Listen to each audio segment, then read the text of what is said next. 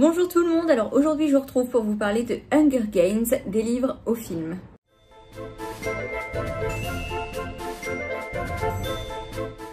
Alors comme je vous l'ai dit, je vais vous parler de Hunger Games, donc je vais parler de la trilogie. Je vais aussi vous parler du 4 qui est sorti récemment et qui n'est pas sorti en film. Et je vais vous parler donc des 3 films. On va commencer par la trilogie. Alors le premier est sorti en 2008, le second en 2010 et le troisième en 2011. Ici moi j'ai une édition qui regroupe les 3 et qui a été faite par Pocket Jeunesse. L'auteur de ces romans merveilleux c'est Suzanne Collins et cette édition là elle fait 1130 pages à peu près. Et moi il m'a fallu une semaine pour le lire. Alors Hunger Games, pour resituer si jamais vous avez jamais lu ou si vous avez jamais vu les films, en gros on est sur une dystopie qui se passe dans le futur, donc en Amérique. Et donc en fait le monde qu'on connaît n'existe plus et c'est Panem, une espèce de très grande ville qui a été remplacée. Et Panem elle est décomposée en 12 districts plus un Capitole. Donc le Capitole c'est un peu c'est les plus riches, c'est les tout puissants, etc. Les districts ils sont plus ou moins exploités en fonction de leur numéro.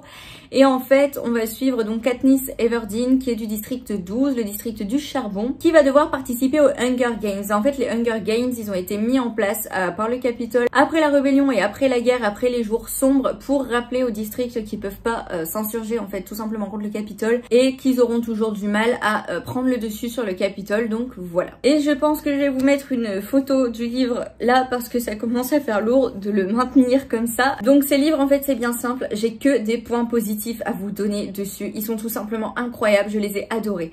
Je les avais déjà lus il y a quelques temps, il y a 6 ou 7 ans maintenant. Et la première fois que je les avais lus, je les avais juste adorés, je les avais dévorés, je les avais trouvés absolument incroyables. Et là en fait j'ai voulu les relire tout simplement parce que j'avais acheté le 4 et qu'avant de lire le 4, je voulais me remettre un peu toute l'histoire en tête. Et je me suis dit que c'était l'occasion de refaire une vidéo juste après les avoir lus, tout en pouvant les comparer avec les films. Donc j'ai plein de trucs à vous dire sur ces livres. Déjà j'ai vraiment retrouvé tout ce que j'avais aimé dans ces livres, je me suis pas ennuyée une seule seconde et je me suis replongée très vite dedans. Je trouve que l'immersion dans l'univers est vraiment très rapide et c'est juste incroyable. Ensuite les personnages ils sont super bien construits, ils sont hyper touchants, que ce soit Prim, Emmett, Cinna, Gale, Effie, Rue, etc. Enfin ils sont tous incroyablement attachants. Et je trouve qu'ils ont tous énormément de profondeur. En fait, ce ne sont pas des personnages typiques, ce ne sont pas des personnages clichés qui sont là juste pour faire avancer le personnage principal. Ils ont un réel intérêt dans l'histoire. Et je trouve que dans la littérature jeunesse, c'est assez rare de trouver des personnages aussi bien développés. Ensuite, le style d'écriture, il est franchement chouette. Si vous aimez tout ce qui est littérature de jeunesse, etc., le style d'écriture, il est juste génial. Et vous devriez franchement pas être déçus. Sur les 3 tomes, je trouve que l'intrigue est incroyable. Franchement, je trouve l'histoire vraiment hyper bien trouvée. C'est juste ouf. Et sur les 3 tomes en fait je trouve qu'il y a une super bonne continuité, c'est à dire que l'intrigue elle va pas s'épuiser à un moment ou à un autre. Pourtant sur 1130 pages je pense qu'il y aurait quand même de quoi pouvoir s'ennuyer un petit peu, mais il n'y a aucun moment où j'ai trouvé l'histoire longue. Tout s'enchaîne vite avec une bonne coordination, etc. Enfin je trouve que franchement le roman a été hyper bien construit, enfin le roman, les romans, parce que techniquement il y en a 3 dans celui-ci. Mais voilà, l'histoire elle est vraiment chouette et on s'ennuie pas. Si vous aimez les longs bouquins mais que vous avez peur de vous ennuyer, franchement n'ayez pas peur, foncez. En plus je trouve que au-delà du fait de nous de nous divertir, etc., cette trilogie elle fait aussi beaucoup réfléchir. Genre quand je l'ai terminée, j'ai réfléchi à énormément de choses comme la première fois que je l'avais lu en fait. Ça fait vraiment penser à tout un tas de choses, ce qui est quand même à la base le but des dystopies. Donc au-delà d'être une très bonne histoire qui nous prend, c'est aussi une histoire qui nous fait réfléchir sur la société, sur toutes les choses qui pourraient arriver si on n'y prenait pas vraiment garde. Et pour finir, une petite note sur cette édition. Alors ici, à la toute fin, il y a un interview. Alors hop, voilà, ici pour le 10e anniversaire. Et donc en fait on a quelques pages comme ça où on a des questions-réponses avec Suzanne Collins. Et ce qui est chouette c'est qu'avec cette interview en fait elle peut nous expliquer la manière dont elle voyait le roman, la manière dont elle a construit les personnages, comment les idées lui sont venues, pourquoi, enfin c'est super intéressant à lire juste après avoir lu les 3 tomes. Voilà, en plus ce qui est cool c'est que franchement si vous avez envie de les lire, si vous les avez jamais vraiment lus, si vous voulez les relire, si vous voulez les acheter pardon, cette édition là elle est vraiment chouette. Parce qu'en fait elle m'a coûté que voilà 24,90 €, alors que si vous achetez évidemment les 3 tomes un à un ça va vous coûter beaucoup plus cher forcément si vous les prenez en grand format. Donc voilà, si vous voulez avoir les 3, ne pas galérer avec plein de livres, bah là vous avez tout en un, c'est plutôt chouette. En plus franchement il est beau avec les dorures, etc. Je trouve le livre très beau. En plus à la base il y a un truc hop pour venir replier ici par dessus. Moi je l'ai plié vers l'intérieur pour pas l'abîmer tout simplement. Et l'intérieur en fait des premières et quatrièmes de couverture, c'est doré. Et enfin bref, je trouve que l'édition est super belle. Il y a une finition mate un peu, qui laisse d'ailleurs les traces de doigts. Si vous avez vu ma vidéo sur celle qui marche la nuit, vous savez ce que je pense des traces de doigts sur les livres. Mais enfin bref, il y a une finition mate, le livre est doux, enfin c'est une super bonne édition. Alors si vous avez envie de lire la trilogie, franchement foncez. Alors cette trilogie, parce que j'ai voulu la noter en une seule fois, je vais donner 5 étoiles sur 5, c'était clair et net de toute manière, j'ai adoré. Et vraiment, si vous aimez les dystopies, si vous aimez la littérature jeunesse, foncez, je peux que vous conseiller de les lire. Si vous avez déjà vu les films et que vous les avez aimés, franchement lisez les livres parce qu'on comprend plein de choses dans les livres et les livres sont juste incroyables en fait. Donc si vous n'avez pas peur de lire un gros pavé comme ça, je peux que vous le recommander. Ensuite, donc on va passer à Hunger Games 4. Donc lui il est sorti le 20 mai 2020, donc il y a à peine plus d'un mois. Je l'avais acheté dès sa sortie, je l'avais tout de suite mis dans ma pile à lire et je l'ai lu très vite. Donc la balade du serpent et de l'oiseau chanteur, ici c'est un préquel en fait de l'histoire qui fait un peu plus de 600 pages, que j'ai lu en 4 jours et qui a aussi été édité aux éditions Pocket Jeunesse. Et en fait, donc comme je disais, c'est un préquel de l'histoire, donc on se retrouve à la 10e édition des Hunger Games, alors que dans la trilogie, on commence avec la 74e il me semble. Donc voilà, on est très tôt dans l'histoire et en fait, dans celle-ci, on va suivre le président Snow, donc Coriolanus Snow, qui est l'un des personnages qu'on retrouve dans la trilogie. Et donc là, on va le suivre à ses tout débuts quand il va être mentor pour les 10e Hunger Games. Et en fait, il va se retrouver mentor pour la fille du 12. Donc quand j'ai lu ça, j'étais assez intriguée de découvrir un petit peu le président Snow sous un autre jour. Et franchement, pour rien vous cacher, j'ai adoré. J'ai adoré parce que les personnages, ils sont super bien développés. On voit tout du point de vue de Snow, ce qui nous permet en fait de le découvrir sous une autre facette et de plus vraiment le voir comme le monstre assoiffé de sang. Mais de le voir vraiment comme un jeune homme qui essaye de s'en sortir dans un Capitole pas toujours très juste. On découvre aussi de nouveaux personnages, donc Lucy Gray qui est la fille du 12 et qui est absolument incroyable. Tous les personnages sont quand même super attachants dedans, ou alors on les déteste, mais dans tous les cas ils nous laissent pas vraiment indifférents. Ils sont encore une fois très bien développés, de la même manière que c'était le cas pour la trilogie. En fait Snow, je trouve que l'auteur a vraiment bien réussi à nous le rendre très sympathique. J'ai pas pu m'empêcher de m'attacher à lui et de l'apprécier, alors que je savais très bien ce qu'il allait finir par devenir, mais je pouvais pas vraiment m'empêcher de m'attacher un minimum à lui. Et je trouve ça très fort en fait de nous permettre et de nous amener à apprécier un personnage absolument détestable. Ensuite, l'intrigue en elle-même, elle est absolument incroyable. Il y a vraiment des retournements de situation auxquels je m'attendais pas du tout. Je trouve que l'auteur, malgré le fait qu'elle avait sorti une trilogie dans le même univers, a vraiment réussi à me surprendre en fait. Honnêtement, je m'attendais un peu à ce que ce soit répétitif par rapport à la trilogie parce qu'on est sur des Hunger Games, etc. Alors même si on suit un mentor au lieu de suivre un tribut, je me suis dit oui, ça va être pareil, le sang se cacher dans des arbres, etc. Enfin, je me suis dit que ça allait plus ou moins y ressembler, en fait, vraiment pas. J'ai vraiment découvert l'univers, mais encore sous un autre angle, et j'ai trouvé que l'intrigue, encore une fois, était super bien ficelée. Pour ce qui est de la fin, alors en fait, tout au long du roman, je me suis demandé comment l'auteur allait réussir à passer de ce Snow un petit peu gentil qu'on découvre dans le 4 à ce Snow détestable à souhait qu'on connaît dans la trilogie précédente. Et j'ai été soufflée par la manière dont tout ça se termine. Je m'attendais vraiment pas à ça. J'avais envisagé tout un tas d'hypothèses sur ce qui allait pouvoir se passer et sur ce qui allait pouvoir rendre Snow comme il est devenu.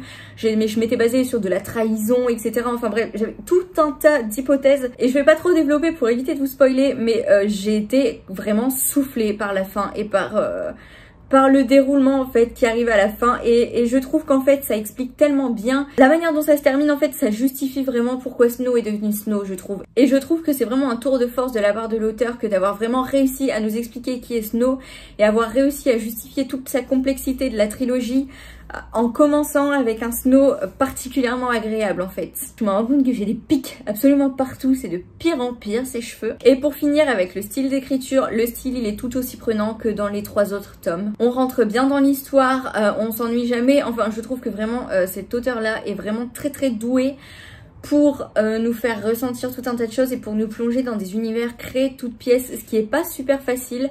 J'ai lu pas mal de livres fantastiques comme ça dans des univers complètement différents de celui dans lequel nous évoluons nous. Et je me suis rendu compte en lisant beaucoup, parce que j'aime beaucoup ce genre de livre, que c'est franchement pas facile de mettre en place un univers complètement autre. Donc ce livre-là, comme pour la trilogie, je lui ai mis 5 étoiles sur 5. Je pouvais pas lui mettre moins décemment. Je l'ai adoré, je l'ai dévoré en 4 jours comme je l'ai dit. Enfin, Il est absolument fou. Si vous avez aimé la trilogie, si vous hésitiez à l'acheter parce qu'on n'est plus sur l'histoire de Katniss, parce qu'on va plus vraiment vivre les Hunger Games de l'intérieur, etc. Franchement, honnêtement, foncez, achetez-le parce que on découvre tellement de choses sur l'histoire du Capitole, sur l'histoire de la construction de Panem, sur l'histoire de Snow, sur l'histoire du District 12.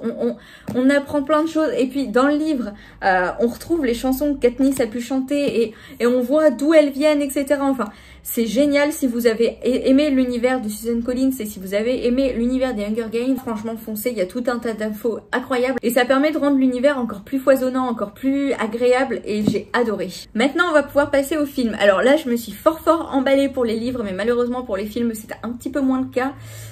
Pour plusieurs raisons. Je vais commencer par les points négatifs des films parce que même si ce sont de très bons films, il y a des choses quand même que j'ai trouvé un peu dommage par rapport aux livres.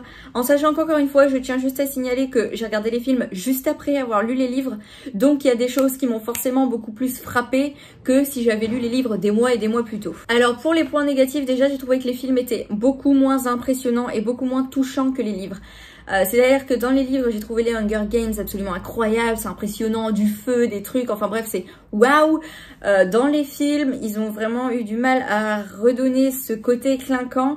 J'avais déjà pensé ça la toute première fois que j'avais lu les livres et que j'avais vu les films. Ça a encore une fois été le cas, j'ai trouvé les films beaucoup moins impressionnants pour le coup. Ensuite, je trouve qu'il y a beaucoup de choses qui manquent, des informations, que ce soit à propos des districts, à propos des jeux, ou encore que ce soit des personnages qui manquent, par exemple Madge qui existe, qui est la fille du maire dans les livres, qui n'existe absolument pas dans les films, ce qui vient complètement changer l'histoire de la broche de Katniss par exemple, alors que pourtant la broche elle a quand même pas mal d'importance dans l'histoire. Ou alors même si les personnages n'ont pas disparu, il y a beaucoup moins d'infos sur eux, ils ont pas du tout de passé, on sait pas du tout d'où ils viennent, ce qu'ils ont fait, on sait pas pourquoi ils sont ce qu'ils sont, par exemple Haymitch.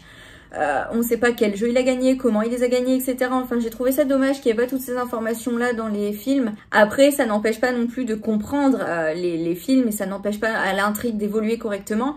Mais j'ai trouvé ça un peu dommage. Mais c'est vrai que il fallait forcément faire des choix. Les réalisateurs pouvaient pas tout mettre dans les films. Mais voilà, je suis là aussi pour critiquer ce qui est critiquable. Donc voilà, moi j'ai trouvé ça dommage. Un petit point par rapport à Katniss. Dans les films, je trouve qu'elle a l'air beaucoup plus faible en fait.